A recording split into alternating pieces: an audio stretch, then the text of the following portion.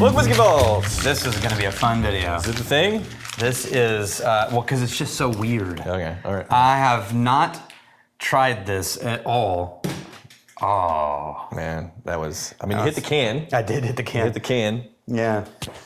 You know what, I want to get in on this. I never. You know what's no, it is very. Get it. It makes you want to, right? Yeah, like anytime you see somebody like skipping a rock or something and they do it badly, you're like, here. God, Yeah, see, to the right. Why is it to the right? Inch. Yeah. Okay. Anyways. Okay. Look at this. Look. Hey, Powers. Read that. Irish Rye. Yeah. Okay. It's rye. Okay. 100% rye grain. Yeah. From Ireland. Yeah. From a single farm. I'm kind of pumped about this. Yeah, it's kind of. This is a gift from magnificent bastard Jack Stewart. Jack Stewart, you magnificent bastard.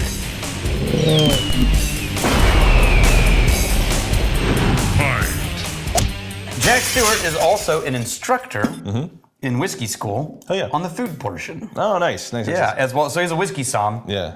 But also an instructor. I think we mentioned this once before, but one, like Ireland and green, of course. But rye as a category, green is very often associated with rye bottlings for some reason. Even in Ireland, evidently. Can't get away from it. I don't know why. I mean, if you Gray, look gold at label. the rye shelf, you're going to find more green labels, or at least accents, than you would on typically other shelves. Okay, so the story is, okay, remember Carol when we were visiting? Carol Quinn, the archivist? Yeah, I just noticed a very, very tiny hole. Yeah, just wee. All right, it's anybody. Go ahead. Remember Carol Quinn, the archivist, who was like, I read through all the history. Middleton. We had a whole episode that released for Patreon with her. Solely is to blame. Yeah. Yes, solely is to blame. I was trying to remember that phrase to somebody last week, and I could not recall it at all. She discovered that back in the day they were experimenting with rye grain in their recipes in Ireland. And so they decided to sort of honor that. They did a test run on it. Yeah. Turned out real great. Yeah. Turns out there was no rye to get in Ireland because there's no one was growing rye. Yeah. So they worked with a farm to grow rye so they could make this and then sit on it and age it. Yeah. Now, this part I don't know at all. Did they make it the same way we make rye in the States? No. Okay. So here's this is what I'm about to say could be factually wrong. Yeah. It's But never happened. I researched the crap out of it Never and happened. could find Never absolutely nothing. Okay, if you miss, I'm going to try and pick it up. So, Nope, got it. That's a good one. It's clean. so you remember how we went there and discovered that we sort of always thought that they just picked barrels to choose Redbreast and Powers and Green Spot and everything. Okay. And then we got there and we found out that they changed production based on what they're making. And so a Redbreast barrel is a Redbreast from new make on. Yeah. Not like in America, like if you go to, Buffalo, or not Buffalo, but Buffalo or Beam or somewhere, you're gonna find that like they choose their brand lines based on how things age and the flavor. But at Middleton, what they were doing is even the production changes. So when they're running Redbreast, it's Redbreast Day. Yeah, so maybe the yeast's different, the cuts are different. Yeah. And then it goes into a barrel, and from its very beginning, it's already Redbreast. I am guessing. Yeah. This is Powers specifically because it ran through the Powers system. Okay. But they just used 100% rye instead. Okay. That's a blind guess, but if it's true, that would be super fascinating to me. I have not nosed yet. I wonder if they tested it on the Method in Madness setup first. Before you nose, we're going to do, it's 100% Irish Rye. What was the proof? What did they throw at this? I didn't look. Come on, there it is, 43.2. There you go. Interesting number, 43.2. Okay. I know. Okay. Hey, it's rye. It's rye. It's recognizably rye. That is it's rye. It's a candied green apple. Yeah, and peppermint stick. Yep. And cut grass. Yep, candied green apple. This is an American rye note. Or, what else would we try rye? This is what I'm used to when trying rye when we try American rye.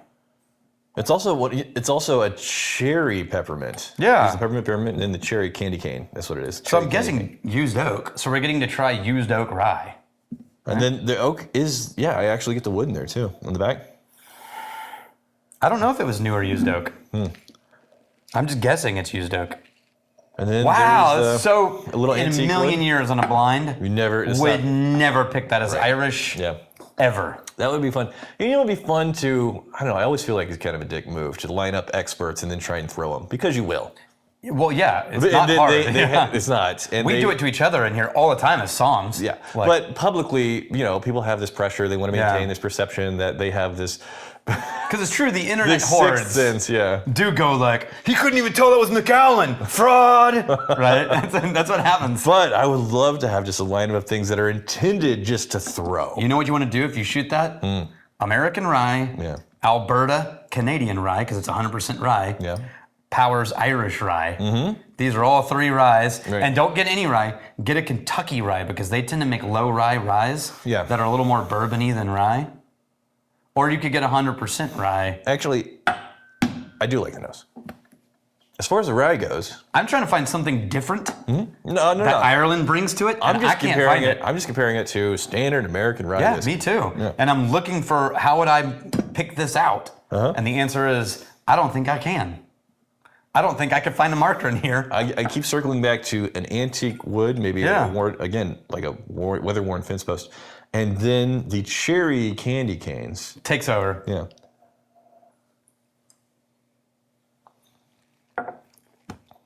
Still tastes like rye. It's maybe softer. Sweeter. Yeah, but still, Sweet creeps up. I would just argue that was a low-proof American rye. I don't think on a blind I would ever pick this out as not Irish. from America. Yeah. And it lands with a little soft cherry for me. Yeah. Wow.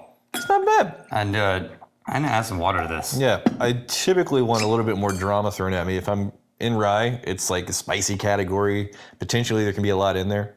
You can have a lot of complexity.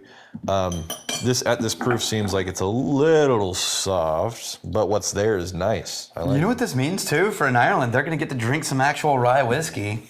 And it's not as easy to get American ryes. Is it not? In Ireland. Well, not like it is for us. Oh, yeah. I'm sure you can get the big brands. Yep. But On the nose, the water didn't change much for me so far.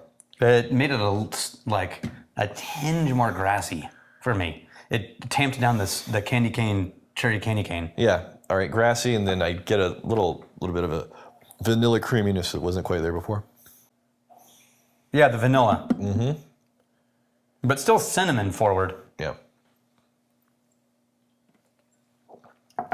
Oh, the palate got a little bit more cinnamon. It did. Little zesty. It did. No, I like that. That's nice. With water. Better. Palate's better. Yeah. I do enjoy the cinnamon note more than. I think initially it was just throwing kind of like a cherry candy cane type of situation. Yeah, Which simple. is nice, but it's a little candy forward for me. Simplistic.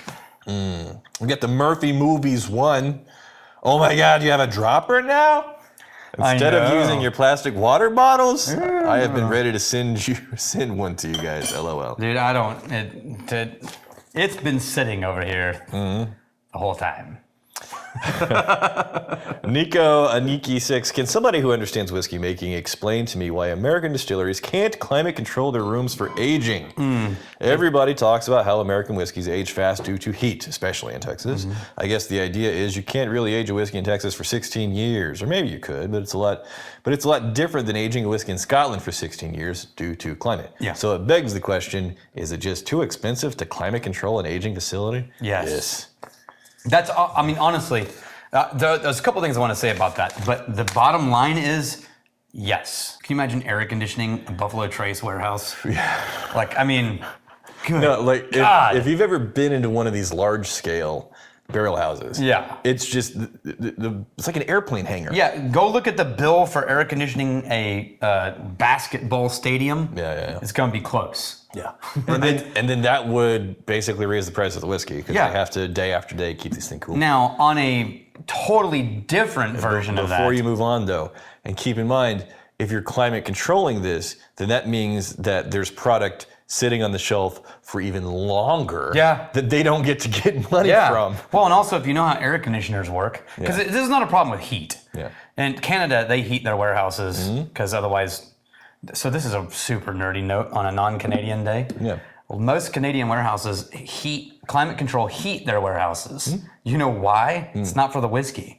It's because they're legally required to have fire suppression pipes running everywhere. Those would freeze. And it gets 40 below zero. Yeah. So they have to keep the barrel warehouses warm enough that the fire suppression systems are functioning. Fair enough. So the warehouses in Canada don't get truly cold typically. Yeah, I guess if they did let it get that cold, the aging would just stop. Yeah. I mean, it doesn't matter. Below 30 degrees or so, it doesn't matter anyway. Yeah, it stops interacting with the wood. But that's super nerd alert. We have had this discussion a lot in Texas, right? How do we, interact with the Texas environment? But one of the problems is, yeah, we could climate control, but then why are we in Texas? Right. Anything we change, You're just being like another. might as well be in regions another with state. Yeah. Yeah. So And then, lean into what makes it unique. yes. Yeah. Yeah. Don't try to fight that. Well, Just you can own it. You're gonna play with like used barrels. You can play with larger barrels. And that to me is fair play. It's almost like the fair rules of war. Like you can't shoot the medics, and you can't there's fair play in war. It's almost like there's certain things we can do to try to address the hyper aging or the fast heat in Texas. And some things are fair. Yeah. And some things feel like that's cheating.